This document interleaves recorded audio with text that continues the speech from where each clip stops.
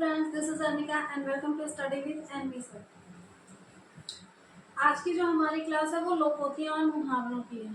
तो यहाँ पे हम लोग सारा कुछ तो एक पार्ट में ख़त्म नहीं कर सकते हैं। आज हमने सिर्फ 15 को ही लिया है। लोकोक्तियाँ और मुहावरे हमारे लिए आसान इसलिए हो जाते हैं क्योंकि ये हमारी बोलचाल की भाषा में भी इनका प्रयोग किया जाता है। तो अगर बोलचाल की भाषा में प्रयोग किया गया है तो हम इनका अर्थ भी समझते हैं और उनको वाक्य में प्रयोग भी कर सकते हैं। और पेपर में भी यही करना होता है, इनका अर्थ लिखना है और वाक्य में प्रयोग करना है और 2 नंबर लेके घर चले आना है। ठीक है, तो चलिए देखते हैं बिना टाइम बर्बाद किए कि कौन कौन से हैं। और हाँ, एक बात और कि ये सारे जो भी हैं, जितना भी हमने लिखा है, ये सब प्रीवियस ईयर है।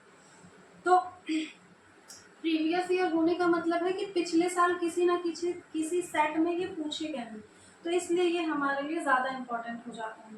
यानी कि पिछले साल पेपर में क्या आ रहा है ये जानना हमारे लिए बहुत ज़रूरी इसलिए भी हो जाता है ताकि पैटर्न समझ में आए कि हाँ कौन सी चीज़ें पूछी गई हैं और किसी और सेट की चीज़ें किसी और सेट में रिपीट कर दी जाती हैं, क्योंकि हमेशा एक नया तो मुहावरा बनाया नहीं जाएगा, चीज़ें वहीं घूम फिर के सामने आती हैं। तो फिर चलिए स्टार्ट करते हैं और देखते हैं कि कौन कौन से हैं या नहीं। पहला हमारा हो जाता है अंगूठा दिखाने। अंगूठा दिखाने का मतलब क्या है, ये इसका अर्थ है। अंगूठा दिखाने का मतलब थम्स अप नहीं है जो आप लोग कमेंट बॉक्स में करते हैं। अंगूठा दिखाने का मतलब है कि समय पे इनकार कर देना, यानी कि टाइम पे हमसे किसी ने कुछ कहा था करने के लिए और फिर जब लास्ट मोमेंट में उसकी हमको ज़रूरत थी तब क्या किया, उसने मना कर दिया। ठीक है, तो वाक्य में प्रयोग करना तो ज़्यादा आसान है। एक बार अर्थ का पता चल जाए फिर वाक्य प्रयोग करना तो आप लोग अच्छे से जानते हैं। तो अंगूठा दिखाने का अगर वाक्य में प्रयोग हम किस तरह से कर सकते हैं कि राम ने श्याम की सहायता मतलब राम से श्याम ने सहायता मांगी थी, लेकिन जब श्याम को उसकी सबसे ज्यादा जरूरत थी तब उसने क्या किया, उस अंगूठा दिखा दिया। ठीक है, यानी कि जब उसके दोस्त को उसकी सबसे ज्यादा जरूरत थी तब क्या किया, वो अंगूठा दिखा के निकल गया। ये हो जाता है। मतलब कुछ भी आप लोग बना सकते हैं, पेपर में जरूरी नहीं है कि जो हम बता रहे हैं वही आपको याद हो। आप अपने दोस्त की धोखेबाजी को भी लिख सकते हैं। ठीक है, अगला क्या हो जाता है, आसमान टूट पड़ना। आसमान टूट पड़ना तो देखने में ही लग रहा है कि आसमान टूटने का मतलब है कि बहुत भारी मुसीबत का आ जाना। तो आसमान टूटने का मतलब बहुत भारी मुसीबत यानी अचानक मुसीबत का आ जाना। अब अगर अचानक मुसीबत आई है बिना बताए तो इसका हम लोग किस तरह से कर सकते हैं कि राम के पिताजी की मृत्यु हो जाने के बाद क्या हुआ, उस पर अचानक से आसमान टूट पड़ा। ठीक है, क्योंकि सारी जिम्मेदारियों का बोझ किस पे आ गया, राम पे आ गया। आप लोग अपना नाम भी लिख सकते हैं, राम श्याम एक्सेट्रा जो भी आपको पसंद है। ठीक है, अगला क्या है, पानी पानी हो जाना।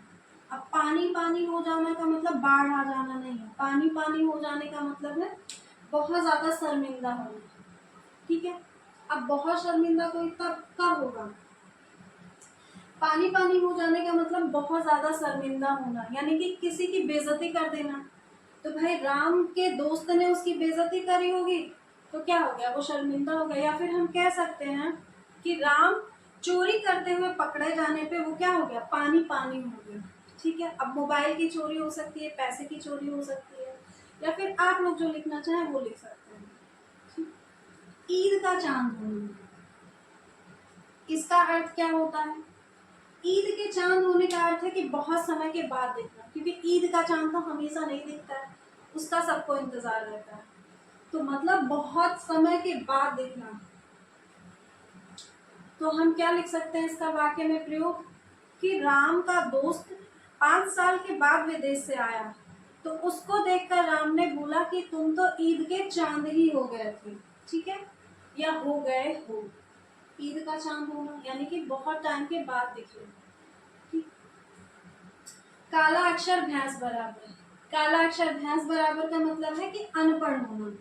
अब अगर कोई अनपढ़ है तो वो काला अक्षर भैंस बराबर ही है। अब इसका वाक्य में प्रयोग हम लोग क्या करेंगे, काला अक्षर भैंस बराबर का मतलब है कि वह बिल्कुल भी अनपढ़ है। ठीक, यानी कि राम क्या है, पढ़ाई के बारे में बिल्कुल नहीं जानता, इसलिए उसके बारे में गांव वाले कहते हैं कि वह तो काला अक्षर भैंस बराबर है। ठीक। आंख का तारा होना, आंख का तारा होना मतलब बहुत ज्यादा प्यारा होना। भाई सबके घर वाले कहते हैं कि मेरा बच्चा मेरी आंखों का तारा है, मेरे कलेजे का टुकड़ा है, तो जाहिर सी बात है कि बेहद प्यारा हो।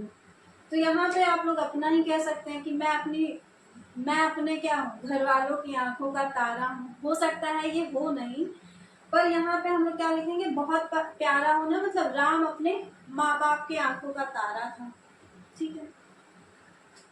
अंधे की लकड़ी होना, अंधे की लकड़ी, अब भाई अगर कोई अंधा व्यक्ति है तो लकड़ी या लाठी भी यहाँ पे होता है। ठीक है। अंधे की लकड़ी होना या अंधे की लाठी होना, तो वो बिना लाठी या बिना डंडे के वो चल कैसे पाएगा, वो ही उसका एकमात्र सहारा होता है, क्योंकि उसको चीजें दिखाई नहीं देती। तो अंधे की लकड़ी होने का जो अर्थ निकल के आता है वो क्या आता है, एकमात्र सहारा होना। अब एकमात्र सहारा होना क्या हो सकता है, कोई भी बच्चा अपने घर वालों का एकमात्र सहारा हो सकता है। ठीक है। तो यहाँ पे भी हम यही लिख सकते हैं जैसा यहाँ पे हमने लिखा था कि राम अपने माँ बाप का एकमात्र सहारा था, या गरीब माँ बाप का एकमात्र सहारा था, ये ज्यादा बेटर है। ठीक है। ये हो गया क्या हमारा, अंधे की लकड़ी होना। अगला हमारा जो आता है वो दाल में कुछ काला है, मतलब दाल में कुछ काला होना। ठीक है। दाल में कुछ काला होना मतलब हमको समझ में आ रहा है कि यहाँ पे बात कुछ संदेह या शक की गई है। संदेह या शक की गई है, तो आप लोग सीआईडी देखते होंगे, वहां पे भी एसीपीट प्रद्युमन ही कहते हैं दया दाल में कुछ काला है, वो नहीं कहते हैं, मतलब हम कह रहे हैं, वो कहते हैं कुछ तो गड़बड़ है। तो ये वही वाला है कि दाल में कुछ काला है, इसका मतलब उनको डाउट होता है, इसलिए वो कहते हैं कुछ गड़बड़ है। तो मतलब दाल में कुछ काला होने का क्या करेंगे आप लोग, इस तरह वाक्य प्रयोग कर लेंगे कि कुछ तो गड़बड़ है। ठीक है। उसके बाद जो अगला आता है वो क्या है, आम के आम गुठलियों के दाम। आम के आम गुठलियों का दाम का मतलब ये बहुत इंपॉर्टेंट हो जाता है। मतलब क्या है, उसको डबल प्रॉफिट हुआ, यानी कि दोहरा लाभ हो गया। यानी कि वो उसने आम तो बेचा पर साथ में उसको गुठली के भी दाम मिल गए। तो भाई आम बेचने गया था, गुठली कौन खरीदता है। लेकिन कहने का मतलब क्या है कि आम के आम और गुठलियों के दाम। तो कह सकते हैं हम कि राम ने एक पुराना मकान खरीदा और उसकी ईंटों से उसने नया मकान बनवा लिया। यानी कि वो एक मकान खरीदा, तो जो पैसे उस पर इन्वेस्ट किए, उस पुराने मकान से जो ईंटें निकली हैं उसी से उसने नया मकान बनवा लिया। यानी उसी मकान के पैसे से ईंट भी उसको मिल गए फ्री में, जो कि काम के थे, तभी तो नया मकान बनवाया।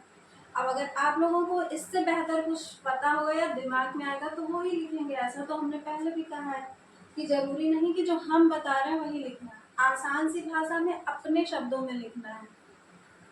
ठीक है। बस आप लोग यहाँ देखेंगे कि हाँ हमारे पिछले साल किसी न किसी सेट में कौन कौन से आए थे और उसका अर्थ क्या है। ठीक है। अब अगला क्या हो जाता है हमारा, पिया चाहे सोई सुहागिन। मतलब यहाँ शादी की बात नहीं हो रही है, लेकिन इसका मतलब क्या है कि पिया चाहे, सोई मतलब पिया चाहे, यानी पिया जिसको चाहेगा वही उसकी दुल्हन बनेगी, यानी कि वही उसकी सुहागन बनेगी। ठीक है। पिया चाहे सोई सुहागन, यानी जिसको वो चाहेगा वही उसकी सुहागन बनेगी, इसका ये मतलब है। तो हम कह सकते हैं किसी की कृपा होना। अब किसी की कृपा होने का मतलब क्या हुआ कि जैसे मान लेते हैं, इसका हम वाक्य में प्रयोग किस तरह से कर सकते हैं कि राम और श्याम दोनों ही एक ही क्या है पोस्ट पे है। मान लेते हैं कि किसी वो लोग कंपनी में काम कर रहे हैं और दोनों सेम पोस्ट पे हैं और दोनों की जो क्या कहते हैं एजुकेशन क्वालिटी है वो भी सेम है। अगर पर जो वहाँ का मैनेजर है वो क्या है, श्याम को पहचानता है या श्याम को जानता है, तो वो प्रमोट किसको करेगा, पहले श्याम को ही करेगा। तो वहां पे राम ने ये कहा कि क्या होता है, पिया चाहे सोई सुहागिन, यानी हम दोनों की एजुकेशन क्वालिटी भी सेम है, हम दोनों ने टेस्ट भी पास कर लिए हैं, फिर भी ये मैनेजर इसको ही रख रहा है और मुझे क्यों नहीं। यानी वो भाई उनकी कंपनी है, वो जिनको चाहेंगे उनको रख लेंगे। तो वहाँ पे ये होता है पिया चाहे सोई सुहागन, यानी वो जिसको भी चाहे उसको ही रखे। अगला क्या हो जाता है, अपने पैरों पर खड़ा होना। अपने पैरों पर तो सभी खड़े होते हैं, दूसरे के पैर किसको काम आते हैं। तो अपने पैरों पे खड़े होने का मतलब है, पैर पे खड़े होने का मतलब है कामयाब होना। ठीक है, तो अब कामयाब होने का मतलब क्या होता है, सब लोग समझते होंगे और अच्छे से समझते होंगे। तो हम यहाँ पे क्या लिख सकते हैं, जैसे आप लोगों की अगर नौकरी लग जाएगी तो आप लोगों के घर वाले भी कहेंगे कि अब बस सेल्फ डिपेंडेंट हो गया, यानी मेरा लड़का अब पैरों पे खड़ा हो गया। तो इसी तरह से हम क्या कर सकते हैं कि राम को नौकरी मिलने के बाद उसके गांव वालों ने कहा कि अब राम अपने पैरों पर खड़ा हो गया है। ऐसा नहीं है कि वो इसके पहले पैरों पे खड़ा नहीं था, पर वो कामयाब हो गया है। ठीक है, हाथ पीले करना, अगला हमारा आ जाता है हाथ पीले करना। हाथ पीले करने का जो हमारा अर्थ होता है वो क्या होता है, लड़की का विवाह करना। अब ऐसा नहीं है कि लड़के का विवाह नहीं होता है, होता तो लड़के का भी है, लेकिन बेसिकली ये किसके लिए प्रयोग होता है, लड़की के लिए, कि हाथ पीले करवाना है तो मतलब लड़की का विवाह करना है। आप लोगों ने मूवीज में भी सुना ही होगा कि हमको अपनी लड़की का हाथ पीला करवाना है। ठीक है, तो हाथ पीले करने का मतलब कि लड़की का विवाह करना। तो यहाँ पे हम कुछ भी लिख सकते हैं कि क्या हुआ, सुमन के पिताजी अत्यंत गरीब होने के बावजूद भी उन्होंने उसके हाथ पीले किए। या हम लिख सकते हैं कि उसका क्या कहते हैं, सुमन के भाई ने उसकी शादी करा के उसके हाथ पीले किए। ठीक है, मतलब उसका फाइनली शादी हो गया है, ये कुछ भी हम लिख सकते हैं। हाथ पीले करने का मतलब है लड़की की शादी, लड़के का यहाँ पे नहीं कोई काम नहीं, मतलब यहाँ पे लड़के का यूज नहीं करना है। अगला क्या हो गया, गूलर का फूल होना। गूलर का फूल तो आप लोगों को पता होगा, कभी किसी ने देखा है गूलर का फूल? तो गूलर का फूल होने का मतलब है दिखाई नहीं देना। ठीक है, यानी गूलर का फूल ऐसे ही तो माना जाता है कि वो दिखाई नहीं देता है, मतलब वो रात में खिलता है और वो भी 12 बजे। ठीक है, तो गूलर का फूल होने का मतलब है कि दिखाई ना देना। तो जब कोई किसी का दोस्त किसी से बहुत दूर चला जाए तो वो क्या कहेगा उसके लिए कि अरे तुम तो गूलर के फूल ही हो गए, यानी आजकल तुम दिखाई नहीं दे रहे हो। ठीक, ये हो सकता है। अगला क्या हो जाएगा, उल्टी गंगा बहाना। उल्टी गंगा बहाना का मतलब जाहिर सी बात है, गंगा का जो डायरेक्शन होगा उसको विपरीत करना तो कितना मुश्किल होगा, यानी कि वो अपोजिट कार्य कर रहा है, विपरीत कार्य। तो उल्टी गंगा बहाने का मतलब क्या होता है, विपरीत कार्य करना। इसका वाक्य में प्रयोग हम लोग किस तरह से कर सकते हैं, कह सकते हैं कि राम एक अत्यंत कमजोर बालक था, मतलब पढ़ाई में। राम पढ़ाई में मतलब सेहत की बात नहीं कर रहे कि अत्यंत कमजोर था। तो राम पढ़ाई में अत्यंत कमजोर बालक था तथा वह स्कूल भी नहीं जाता था। लोगों को लगता था वह फेल हो जाएगा, पर रिजल्ट आने के बाद उसने पूरी कक्षा में टॉप किया। तो लोगों ने कहा अरे ये तो उल्टी गंगा ही बह गई। ठीक है, कुछ वाक्य में प्रयोग हम लोग ऐसा भी कर सकते हैं जिससे एग्जामिनर भी देख के थोड़ा सा इम्प्रेस हो जाए। अब ऐसा नहीं है वही कुछ भी घिसा पिटा बस लपेट देगा हमें, क्योंकि एक ही हमको करना है और वो भी 2 नंबर मिलना है। क्या आएगा, एक आ जाएगा मुहावरे, उसका हम लोग क्या करेंगे, अर्थ लिखेंगे और वाक्य में प्रयोग करेंगे, इसलिए थोड़ा सोच समझ के और ढंग से करेंगे।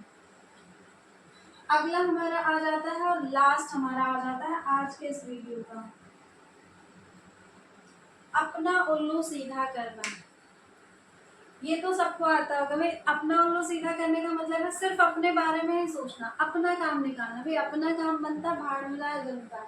अपना उल्लू सीधा करने का मतलब है सिर्फ अपने बारे में ही सोचना, भाई जो कि हर कोई सोचता है, गलत भी नहीं है, पर ठीक है कि अब सिर्फ अपने बारे में सोचना थोड़ा सा गलत हो जाता है। तो अपना उल्लू सीधा करना यानी केवल अपने बारे में सोचना। तो हम यहाँ पे कुछ भी लिख सकते हैं, जैसे क्या लिख सकते हैं कि आज के समय में लोग केवल अपना उल्लू ही सीधा करना जानते हैं। भाई जाहिर सी बात है कि आज के टाइम पे लोग क्या है, सिर्फ अपना काम ही निकलवाना जानते हैं, उसके बाद में वो फिर पतली गली से निकल जाएंगे। तो आजकल के लोग सिर्फ अपना उल्लू सीधा करना ही जानते हैं। ठीक है। बाकी इससे बेहतर अगर आप लोगों के दिमाग में होगा तो आप लोग उसको लिखेंगे बेशक, जैसा कि हमने पहले भी बताया है। तो ये थे हमारे 15 मुहावरे जो कि पेपर में पूछे गए हैं। फिर इसके बाद में हम लोग नेक्स्ट वीडियो में फिर से 15 मुहावरे देखेंगे, और वो भी क्या होंगे, प्रीवियस ईयर भी होंगे, तो जिनके चांसेस हमारे एग्जाम में आने के थोड़े से बढ़ जाएंगे। ठीक है, तो आज के लिए बस इतना ही। आप लोग क्या करेंगे, इसका स्क्रीनशॉट ले लेंगे और इसको रिवाइज कर लेंगे, ज़्यादा इसमें मेहनत करने की भी ज़रूरत नहीं है। तो फिर आज के लिए बस इतना ही, बाकी हम लोग देखते हैं नेक्स्ट वीडियो में। Thank you.